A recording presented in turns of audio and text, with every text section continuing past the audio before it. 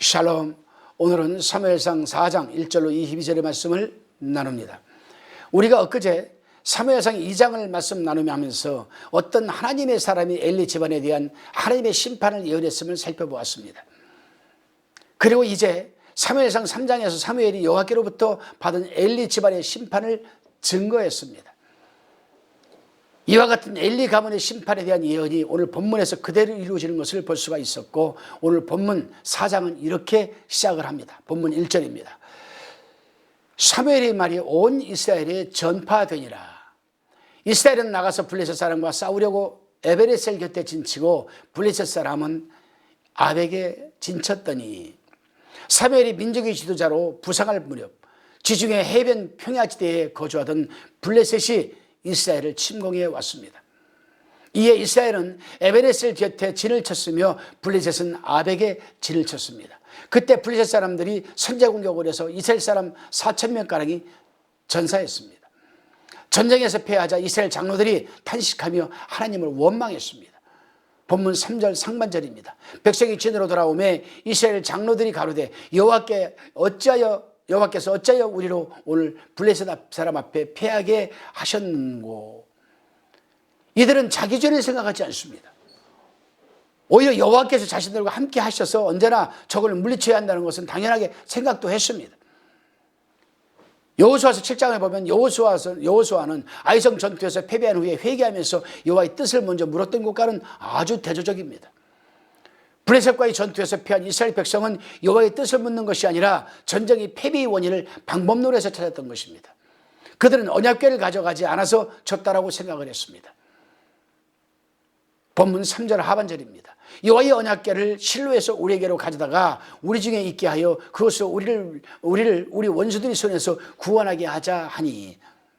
참 아이러니한 말씀이죠. 하나님의 법궤가 자기들에게 있으면 승리한다는 것은 알고 있어요. 그러나 정작 살아가면서 하나님의 법궤가 그들에게는 없었습니다. 이 말씀을 또한 확대 해석을 해서 우리에게 적용시켜보게 되면, 하나님의 말씀이 우리 속에 있고 하나님의 말씀대로 우리가 살아가면은 승리할 수 있다는 것은 압니다. 그런데 정작 하나님의 말씀을 우리가 가까이 하지 않아요. 하나님의 말씀이 우리 속에 없습니다. 패배할 수밖에 없는 거죠. 이들은 하나님의 언약에는 관심이 없고 단지 껍데기에 불과한 언약궤를 부적처럼 생각하며 하나님의 언약보다 언약궤를 더 중시했습니다. 그래서 그들은 사람을 신뢰해 보내어 그룹 사이에 계신 만군의 여호와의 언약궤를 가지고 왔습니다. 그런데요, 그 언약궤 옆에 엘리 두 아들 홈리와 비느하스로 거기 함께 하였다라고 기록하고 있습니다. 참 기가 막힐 노릇입니다.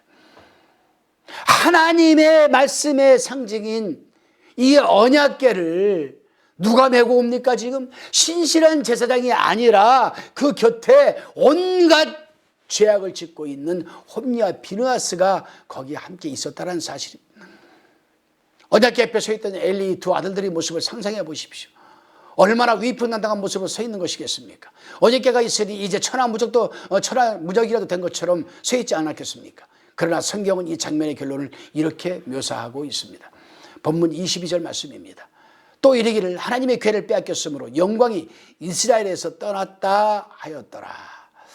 자, 하나님의 언약궤를 앞세우고 전쟁에 나갔으나 대패하고 말았습니다. 첫 번째 전투에서 4,000명이 죽었다면 하나님의 언약궤를 앞세우고 나간 전쟁에서는 3만 명이 죽고 말았습니다. 뿐만 아닙니다. 언약궤도 빼앗겨버리고 말았습니다. 엘리 두 아들 홈리와 비느하스도 죽어버리고 말았습니다. 그 소식을 들은 엘리 대제사장은 자기 의자에서 뒤로 넘어져 목이 부러져 죽고 말았습니다. 그 소식을 들은 비느하스의 아내는 갑자기 아이를 낳다가 또한 죽어버리고 말았습니다. 예언대로 집안이 몰락하고 말았습니다. 그리고 죽으면서 한 말이 22절의 말씀입니다. 여기서 비느하스의 아내가 한 말, 영광이 이스라엘에게서 떠났다. 이 말은 언약궤를 블레셋 사람들에게서 뺏겼기 때문이라고 그 이유를 설명해 주고 있는 게 아닙니다. 언약궤를 빼앗겼기 때문에 하나님의 영광이 이스라엘에서 떠났다. 그게 아니에요. 엘리 제사장 가문에 내려진 하나님의 심판에 대해 여전히 우상에 사로잡혀 껍데기를 붙잡고 있는 그 가문의 초라한 마지막 모습을 보여주고 있는 것입니다. 엘리 제사장 가문에 대한 하나님의 심판은 2장에서 어떤 하나님의 사람의 예언을 통해 선포되었습니다. 3장에서는 사무엘을 통해 또 선포되었습니다. 이제 4장은 하나님께서 선포하신 대로 엘리 아들들의 죽음과 엘리의 죽음, 그리고 엘리 이 며느리의 죽음이 차례로 기술되어 있습니다. 그리고 당시 이스라엘 지도자들이 영적 무지와 어리석음이 어땠는가를 엘리 며느리의 마지막 말을 통해서 보여주고 있습니다. 이스라엘 백성들의 제사장, 이스라엘 백성들, 이 모든 이스라엘의 하나님의 영광이 떠났다. 하나님의 괴를 뺏겼으므로 영광이 떠난 것다. 이 한 문장으로 엘리의 시대를 정리하고 있습니다. 오늘 우리는 하나님과의 말씀이 언약보다 언약궤, 껍데기에 불과한 것들을 더 소중히 여기며 살고 있지는 않습니까? 이 말씀을 또 확대 해석을 해볼까요? 주일날 그저 교회 가서 예배 드리고 나오면 끝나는 줄 아는 사람들, 껍데기 신자죠. 새벽기도 재단 잘 쌓으면, 새벽기도를 쌓으면 축복이다 하니 작정기도를 하고 40일 동안 새벽에 나와서 습관적으로든 뭐든 강대상에 매일매일 40일 동안 헌금을 10,000원씩 넣어서 올려도 껍데기 신앙이죠. 당시 이스라엘 백성들은 하나님의 언약궤와 자신들과 함께 있는 한 자신들은 언제나 늘 복받고 형통하고 잘 될 것이라고 생각했습니다. 이 말씀도 우리가 신앙생활 대입해 볼까요? 교회 나가면 복받는 줄 생각합니다. 새벽재단 잘 쌓으면 복받는 줄 생각합니다. 11조 잘 내면 복받는 줄 생각합니다. 천만에요. 아닙니다. 11조만 낼 것이 아니라, 새벽기도만 잘 것이 아니라, 주일날 성수한다고 해서 될 것이 아니라, 평소에 유니버설적으로, 보편적으로, 범우주적으로 다 좋아요. 평소에 나와 하나님과의 관계가 어떤가를 우리는 살펴봐야 돼요. 하나님을 사랑한다고 하면서 우리의 이웃을 향한 사랑의 실천을 소홀히 하는 것, 하나님을 사랑한 만큼 이웃을 사랑해야 하는데 그것을 하지 못하는, 하나님을 경외하는 시간과 열정만큼이나 이웃을 향한 내 시간과 내 물질, 내 은사, 내 달란트, 재능 다 사용해야 되지 않겠습니까? 그럴 때만 우리가 이스라엘 백성들이 범했던 실수, 언약궤를 언약보다 더 소중히 여기며 이 붙들었던 잘못된 실수를 반복하지 않을 수 있습니다. 우리를 위해 십자가에 죽으시고 3일 만에 다시 살아나신 주님의 사랑이 오늘 여러분 우리 삶의 자리에서 아름다운 열매를 주렁주렁 맺기 위해서 우리는 최선을 다해야 합니다. 그런 삶이야말로 자기 이익을 위해서 자기 속인에 오른 대로 살면서 흙 위에 집을 짓는 어리석은 사람이 되지 않는다는 것입니다.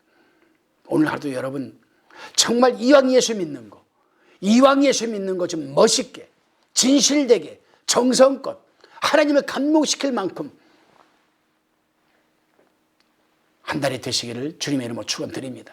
기도드리시겠습니다.